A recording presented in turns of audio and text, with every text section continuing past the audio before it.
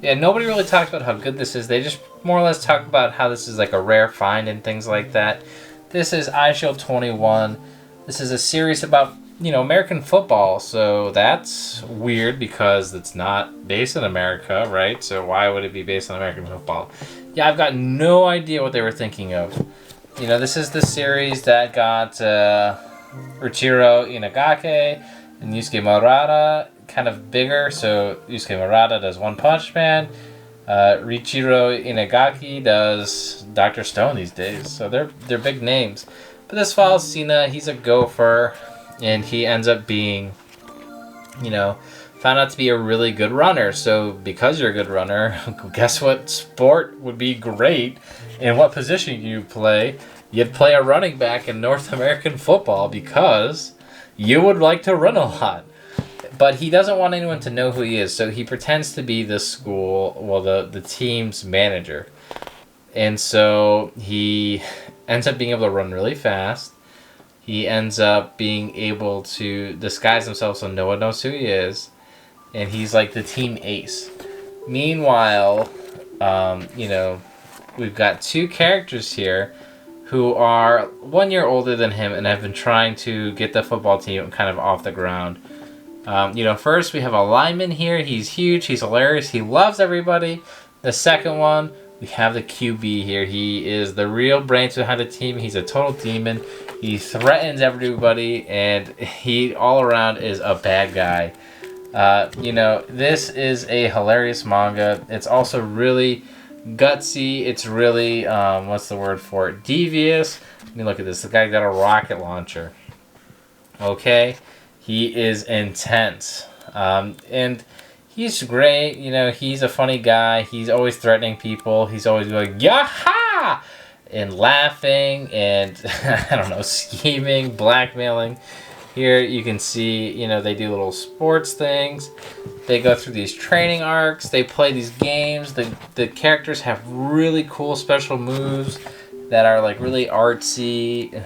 They're really like special effectsy, so you wouldn't really see them in an actual football game, like the Devil Bat Ghost and Devil Bat Hurricane, things like that. There's a laser, there's a kick, there's a whole bunch of stuff from different players. So, as you keep reading it, you get to see more and more cool things. You get to see how these characters are working really, really hard. So yeah, I definitely recommend reading this series at some point, especially if you have no interest in American football and just like sports manga or comedy manga in general. I have friends I know from high school who hate football. Even to this day, they love this series. This series is one of their favorites. So don't just pass it off because you don't like football. A lot of people don't like football, but this still ran for over 30 volumes, okay? I don't even think Japan knew what football was until this volume came out, this series. I mean, it's a sport that really is kind of unique to America, but it's one of my favorite ones, one of my favorite sports, and this is one of my favorite series. So that's kind of why I decided to talk about it. It's underrated, yes, because it's not everyone's collection, not everybody has read it, but it's also popular because it's starting to be a lot more talked about nowadays. Our next series is Hoshin Enge. Yeah, that's right. Name anybody in the world who has talked about this series in any sort of a positive light. It's impossible. So this is based off of the Chinese literary classic, The Investure of the Gods. It's a Chinese classic.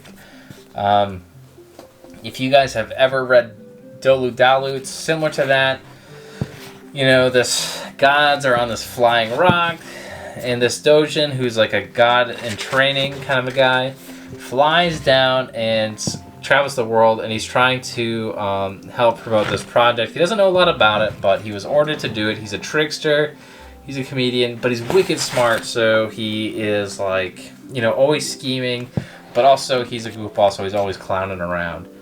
He is also finding out that there's this woman down here named Donkey, and she, needs to be stopped. She's evil, she's, meddling with humans, and she shouldn't be, and, he's got to figure out a way to get around it. And eventually, he decides to grow up and get stronger, etc., etc. So this is a pretty funny series. It's pretty funny, but it also has a lot of pretty epic fights in it. They're gods. They're fighting. You know what I mean? So of course there's going to be these epic grand scale battles. This cat thing reminds me of Inuyasha. There's just a lot of cool fights and concept in the series. Yes, there's quite a bit of chatting, but it's not anything like Death Note. It's still really good. The art is really good. There's an anime that came out pretty recently. It wasn't that great. It's like bizarre. So the anime is only good if you read the manga, and the reason why it's only good if you read the manga is because it doesn't fully flesh out everything in the series. So if you read the manga a few years ago and you watched the anime, you might be able to know what's going on. If you've never been introduced to the series, you'll have no idea what's going on and you'll be totally lost. So you can't really hop in with the anime here. I think there was another anime and it was just a bad adaptation of it. So yeah, this series does not get any talking about at all. I definitely recommend it. It's a lot of fun. You don't get to see a lot of these kind of Chinese interpretations these days. It's always isekais nowadays. So we'll get to plenty of those in a little bit, but this is, kind of a breath of fresh air for a lot of you guys who probably never even heard of something like this.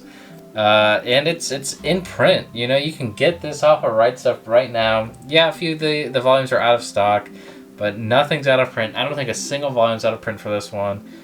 So I definitely recommend checking it out. It's a lot of fun, and it's got a lot of action to it, and a lot of clever tricks. Muyo and Roji's Bureau of Supernatural Investigation. This one, or Muyo M&R's BSI. But this one has gotten a little bit more popular lately, but it's still not crazy popular. It starts off as kind of like a villain of the week, series. They go around and they solve like a mystery or a haunting, and it's really creepy, and there's a lot of demented, tormented stuff in it. So it follows this like genius prosecutor, Muyo, and his he's like his partner, but he's in training. I can't remember what his job title is, but his name is obviously Roji, and they're working together. Muyo's been known to have a hard time working with people, and Roji has just been known to be a total loser who's got like no talent, and nobody really wants to teach him. So of course our genius, who's hilarious and just like kind of awkward with people, decides to do it. They have a little catch though, is that you're not allowed to have two cases. So one person can only submit one case each, and you have to act like you don't even know who they are after you do it. So that's kind of an interesting catch to it. However, they break the rule with this one girl, and there's not any romantic involvement with her or anything like that, but it just helps kind of progress the story. And she's a representation of the audience, is what it ends up being. But you learn more and more about this magical world, and you see Muyo summon demons from the underworld to, bring punishment onto these spirits who are breaking the rules and the law. And so he has to, of course, punish them. So when he punishes them, he pulls out these awesome, epic moves. Like here, you can see, this demon's being sentenced to a tour of the underworld, and the train came out. And it sucks him in, and off he goes, all aboard. And so it's just these very cool summons and interesting stories until you get into more and more of the actual, world itself. And so once you see how kind of cold and exact like this justice system is, it's very easy to get kind of engrossed in it. There was also an anime about it, but I remember it being kind of slow and difficult to, read really. No, not read, but watch. My girlfriend liked it a little bit, but she ultimately dropped it. Why? I think she said it was too slow. And I also saw her hiding underneath the covers when she was watching it because she got a little too scared from it. But since this is October, this is probably a really good spooky season anime / manga to read. So if you're looking for a spooky one, I would check this one out. Another spooky series to read though would be D. Gray Man. This one is a little bit more popular. You know, it starts off with an exorcist who joins this new group called the Black Order. Well, it's not a new group, he just becomes a new member of it. And they use these things called innocences, which are, like, you know, supposedly blessings from God to help defeat demons. And, well, the problem with that is Alan's innocent is a parasite type, which means it's his arm. He also finds out these weird, creepy demons and twists and turns, betrayals, traitors. He finds enemies who are possibly friends. He finds, you know, viruses. He finds this zombie-like apocalypse thing. He gets this cool, creepy arm thing.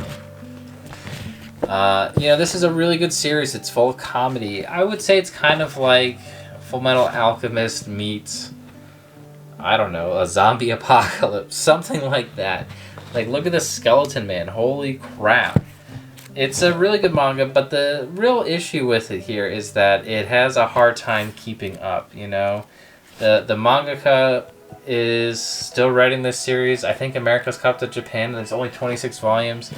Let's see, when did the author write this intro here? You know how they always have an intro. It says that it just first appeared in 2003. What is it right now? 2021, and there's only 26 volumes? What is that? Like 1.25 volumes a year, you know, at that rate? It's crazy slow, but it's really good. I definitely recommend reading this. There's a lot of, like, emotional, you know, a huge emotional journey with it, and growth and development. The characters don't only age, you know, emotionally and as a character, but they also actually grow without there being a time skip. You know, Alan is so young in this volume. I think he's like 13 or 12, and then the most recent one, I think he's like 18, you know, and there's no time skip. Time is just progressing, and so you don't even realize how much older he's getting until you compare the covers or even the characters to each other. But it's also really cool to see all these different, you know, this world, this gothic setup, churches, graveyards, and all that. The Millennium Earl, who's supposedly going to end the world. It's creepy, it's crawly, it's a really good October read, and I don't have enough people on my YouTube feed talking about this series if you ask me, especially these days. Now, speaking of isekai, we have my status as an assassin obviously exceeds the hero. This series, I'm the only one I know who's read this, you know, besides my friend, like IRL. And that's because I told them to read it. Essentially, this character, well, this whole class, rather, gets sent to this other world out of nowhere. And this guy is, like, a loner since forever. And so he kind of steps off to the side to see what's going on. While these other people are just, like, publicly displaying their skills and stats in front of everybody, including the people they're just meeting, like, from this world. And he's like, yeah, I don't think I'm going to do that. I think I'm going to, like, you know, try to figure this out first. See if these guys are really the good guys or the bad guys. And so he realizes that his stats are, like, crazy high, despite, you know, not being even the hero. The hero is this guy he hates right here. And so he thinks that, like, this guy's a loser. He thinks he's, you know, overhyped for the most part. And so he kind of goes on his own and he journeys through. He eventually gets turned on by his classmates and is said that he's a killer and things like that, but he didn't do anything wrong. And it's because people are being cursed by the people who introduced them to this world.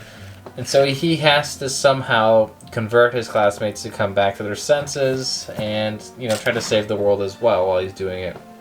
So it's an interesting read. Yeah, I guess the plot isn't the most unique, but it is cool to see the whole class get brought into it. It's cool to see that the main character isn't the hero. It's great to see, you know, that even though he is pretty overpowered, he is definitely not enough to take on this world on his own. And so he does need to, you know, recruit his own teammates back, his own classmates back to him. But, you know, how's he going to do it? No one really knows at this point. So I can't wait to read more and more of it. I've only got 3 volumes of it so far. I don't know if there's a 4th one out yet, but I hope it comes out soon. I definitely recommend reading this one. If you like isekai, loner manga, assassins, it's like a lot like Shield Hero, that kind of a thing. If you're a fan of Shield Hero, or maybe you would have liked Shield Hero, but you didn't like the direction they went with, the beginning. This might be more for you. It's a little bit more tame than Shield Hero and doesn't go into as heavy political topics as Shield Hero. Next, we have one of my favorites. This is a mangaka I really enjoy, Satoshi Mizukami. This is one of his earlier works, as far as I know anyways. At least it's come over here. It's called Lucifer and the Biscuit Hammer. This is a tough series to get. Essentially, it follows our main character, the Lizard Knight, as he comes across this big old lizard. He's not really that big. Who tells him he has to protect this princess and save the world from this thing called the Biscuit Hammer and an evil mage. He says that one day the hammer will crush the earth, and it's up to him and his fellow animal knights to stop it. However, he gets a special power and one wish granted to him as a, thank you for saving the world, or, dedicating himself to save the world. But he has been warned that he has, this group has never won once. And it's a battle that happens, like every so often. It starts off in the future and it works its way down to the past. So in the future they've never won, but each time they lose they go further and further into the past to repeat the battle and see if they can win. And so this is a pretty cool series. It has a lot of supernatural elements in it. It's not super mature. There's definitely some blood, some violence in it, but it's definitely more of a shonen. It's definitely got some edgelords in it. I really enjoy it though a lot. It's got a lot of bizarre twists, just a lot of actions you wouldn't expect. Like the main character deciding that he's actually going to destroy the world with the princess, despite being supposed to save it. So it's like, wait a minute. And that's not really a spoiler. That happens in the first volume. There's a few deaths in it as well. I mean, that you just wouldn't expect. They come kind of out of nowhere. I mean, it goes from, we are able to completely wreck stuff to this dude just one-shot us. It's wild like that. And of course, the princess has supernatural abilities, but not everyone else does. They have this one ability where they're able to, make this little entity of their own. But each one has a different one, but the main character is mostly a telepath. So it's really a cool manga. It's got some interesting martial arts in it. It's got some interesting lore in it. It's sci-fi, it's time traveling, it's got animals talking, cool knights, cool fighting, things like that. I definitely recommend reading it. If you guys are able to. If you can't get your hands on it, maybe read it online or something like that. But yeah, this has got a lot of emotion behind it too. I really wish this series would get an anime or a movie or something, because it is so good. And I think the only person who really talks about it these days besides me is probably Prof Otaku, and I don't even know the last time he's talked about it either. But yeah, I definitely recommend checking out this series. It's super good, and no one talks about it anymore. Another Shonen Jump title? Oh my lord, who would have thought? So this is my last one, and it's probably the least Shonen Jump title in the world. It's called Genkaku Picasso. Okay, and so this series follows this main character who loves to draw but hates people. And he dies with his best friend, who's this delinquent girl, and he wakes up with her in his pocket. And it's up to her to convince him to, go down the path of, becoming friends with people and just stop being such a freaking loser. So he goes through, and through art, he helps kind of get through people's emotional baggage. The art to it is insane. It's really good. The style to it is bizarre and unique. There's nothing like this. He goes out of control and starts drawing whenever he's is near somebody he needs to kind of fix, and once he starts drawing he can't help it, and then he gets sucked into the world that he drew based off of the person's trauma, and tries to help the person work through it. It's so good. It's only three volumes long, super short. It's all in print. There is nothing like this in Jump. It is honestly not a shonen in my opinion. This is more of like a seinen or like a thriller. It is just kind of unique, really. There's not any shonen like protagonist in it. There's no Will wins the day. It's the guy has to solve the trauma. That's it. You know, there's no hard work, no will, no grit, no battles. It's just awesome. Very emotional, kind of psychological thing with great artwork. Here we have Ragna Crimson. This is published by Square Enix. This is, I think, also a seinen. I'm not sure. It says it's an older teen, whatever that means. Essentially, the main character, traveled and was able to get to the final dragon and kill them, but he fails at the very end. He doesn't make it.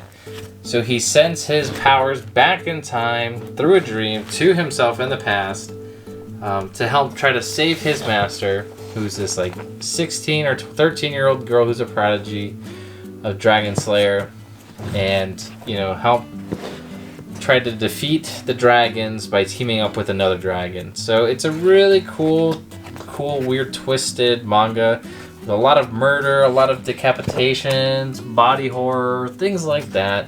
There's a lot of slaughtering as well. This series, it's brutal. But every time I read it, I blow through it. And the twist that it takes you would not think of.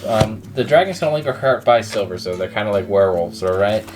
But the main character has this ability, where he's super weak the whole time, but when he comes from the future, he had such a hard work that his silver blade actually fused into his body, and now he can just make silver come out of him at will.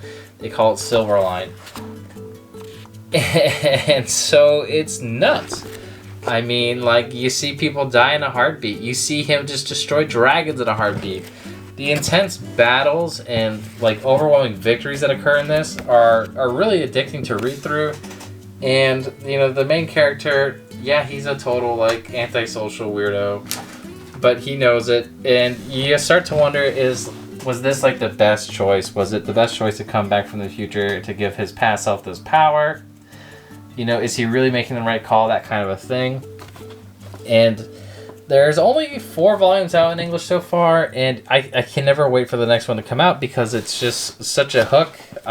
There was one other person in the comments who goes, "Oh, I can't believe you read this too. Like, nobody talks about this." I mean, nobody talks about this. It's good. It's great. It's not my top 10 for sure, but it's really good, and nobody's giving it a shot. I don't get why. So if you haven't given it a shot yet, give it a shot. Like, stop waiting on this. I mean, it is so good. Another one, Machi Maho. I messed up and made the wrong person a magical girl. The only other person I know who read this was Bei Senpai. And this is another 7 Seas release, so it might already be kind of out of print, but I don't really know. Maybe it's not. This series follows this really crass high school delinquent. She smokes. She's super smart. She's super rude and crude. And she's like, I don't know. She's everything you would picture a magical girl. She's not. The only thing that's the same is that she has this curly hair. She hates girls with big tits because she has small tits. It pisses her off. She hates her little animal companion because it's too cutesy and it doesn't speak in good English. And she says, "Where's my goddamn light?" It has a crazy nicotine addiction. It's so funny. And she is so negative that she draws all of the negative beings to her in the universe. They all come right to her. And so, she has to fight them off with her magical girl powers. She's super rich. She gets this guy to follow her who's also a high school delinquent who ends up worshipping her. She hates her magical transformation because it makes her look too girly and naked. But she also abuses it because if she does her magical girl transformation and she's like out of the shower, it does her hair for her. So she's like, she abuses all these things. And then she ends up fighting this like dark version of a magical girl who's the exact opposite of her. She's so positive that she is like, you know, she should have been the magical girl. But because she's so positive, she's converting the demon who transformed her into an evil magical girl into becoming a good character. It's too funny. And she also has huge tits, so she's like a huge rival for her. You know, so that's no good for her either. And look, she gets a lightsaber. Look at that. See, give me a lightsaber too. Give me that damn stick. My pleasure. Tell me, why do you need a sword if you can block it one-handed? Because it looks sick. It's hilarious series. And there's this is a seinen, of course. You know, there's tons of swearing in it. There's tons of like, there's nudity in it, things like that. It's brutal, over the top, hilarious action with a really interesting kind of power system and plot that starts to develop as it goes on. Next we have Raw Hero. This is by the same creator as Prison School. I won't say this is also the last one. I have not heard anyone else talk about this series. It is not as good as Prison School. I'll get that right out of the way. It's not even the best manga on this list, but it is probably the most underrated manga on this list. It is still a good manga. Nobody talks about it.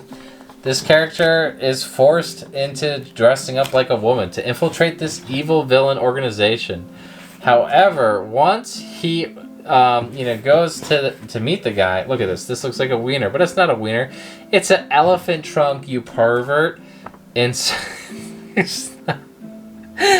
yeah, so you can see where this series goes. It is full of sexual innuendos. It is full of miscommunications and misunderstandings. It is this poor guy who's just trying to find a good life for his two brothers so they can live in a high-rise like they've always dreamed of and not have to worry about what they're going to eat, if they're going to even eat today. But it's full of these chuckle morons, okay? These chuckle bums, these chuckle fucks, as they just like rule the world. So it's about the idiocy of the world. And it's about misunderstanding people, you know, because they're villains. They're not really bad guys. Like, look, this dude's groping his secretary right there, like in the open, like constantly. Like this is the guy who's on the hero side. He's a total scumbag. So yeah, it's hilarious. It's kind of a social commentary. But it's overall just the funniest thing. It's full of misunderstandings. Full of creepy dudes, full of cringe moments. You like want to turn away, but you also want to keep reading to know what happens. Does this guy make money to, you know, support his family? Does he find true love? Does this guy ever end up, you know, getting with a girl or, you know, becoming a real supervillain? Like what? Like it's just bizarre. It is so funny though. It's like I said, not nearly as good as Prison School. Well, I won't say not nearly. It's pretty good. It's pretty funny. But you have to get past that level of like, you know, uncomfortable situations. Because it's full of them. But yeah, this series, it's over in Japan. It didn't sell that well. And I think it, you know, really deserves to sell better. It's so funny. It's really top tier. I would probably give Prison School a shot, or maybe, you know, just read one of these first to see if this is up your alley. But like Prison School is a little bit less cringy, I suppose. But this is a little bit funnier because it's, you know, based on superheroes. And that's really kind of in right now. So that makes it even funnier. Anyways, that is it for my list here. Let me just pull them all up.